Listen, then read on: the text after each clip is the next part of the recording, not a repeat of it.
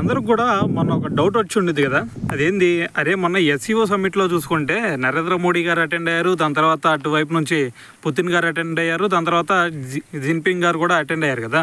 మరి వీళ్ళు చూసుకుంటే మరి ఒకళ్ళ భాష అటువైపు రష్యన్ లాంగ్వేజ్ మరి మోడీ గారికి వచ్చా అంటే సో కష్టమే. మరి రష్యన్ లాంగ్వేజ్ ప్రతి లాంగ్వేజ్ నేర్చుకోవాలంటే కష్టమే కదా ప్రతి ఒక్కరికి. మరి అటువైపు మరి చైనా సంబంధించి వాళ్ళ లాంగ్వేజ్లో మరి జిన్పింగ్ మాట్లాడాడు. మరి వీళ్ళందరికి కూడా మరి ఒకప్పుడు చూసుకుంటే వీళ్ళు మాట్లాడుకుంది ఒకళ్ళ భాషలో ఒక్కొక్కరికి అనువాదం చేయాలంటే ఖచ్చితంగా ట్రాన్స్లేటర్ కావాలా. కానీ ఇప్పుడు అటువంటి సిచ్యువేషన్ అయితే మనకు లేదు. ఎందుకంటే ఇప్పుడు మనం ఒక్క భాషలో కనుక మాట్లాడామంటే అది ఏ భాషలోకి ట్రాన్స్లేట్ అవ్వాలి అనేది మనకి ఇప్పుడున్న టెక్నాలజీ బట్టి ఆటోమేటిక్గా చేంజ్ అయిపోతుంది. ఇప్పుడు మనకి ఏ వాళ్ళు కూడా మీరు చూసుకోవచ్చు, మీరు ఒక భాషలో కనుక ఎక్కడ దాకా ఎందుకు మనకి గూగుల్లోనే మనం ట్రాన్స్లేట్ చేసుకోవచ్చు కదా.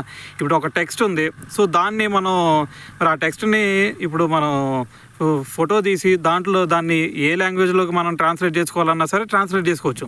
అదేవిధంగా ఇప్పుడు మనం ఇచ్చే స్పీచ్ను కూడా ఎటువంటి లాంగ్వేజ్లోకి కావాలంటే అటువంటి లాంగ్వేజ్లోకి అయితే మనం మరి ట్రాన్స్లేట్ చేసుకునే సిచ్యువేషన్ వచ్చింది. కాబట్టి మరి మొన్న అటువైపు పుతిన్ గారు, దాని తర్వాత నరేంద్ర మోడీ గారు వీళ్ళిద్దరూ కూడా మరి కాన్వర్జేషన్ కార్లో చేసుకున్నప్పుడే కూడా మరి ఇటువంటి మెషిన్సే వర్కౌట్లోకి వచ్చినాయి అని చెప్పేసి మరి ఇప్పుడు ఒక న్యూస్ అయితే రావడం జరిగిందనమాట.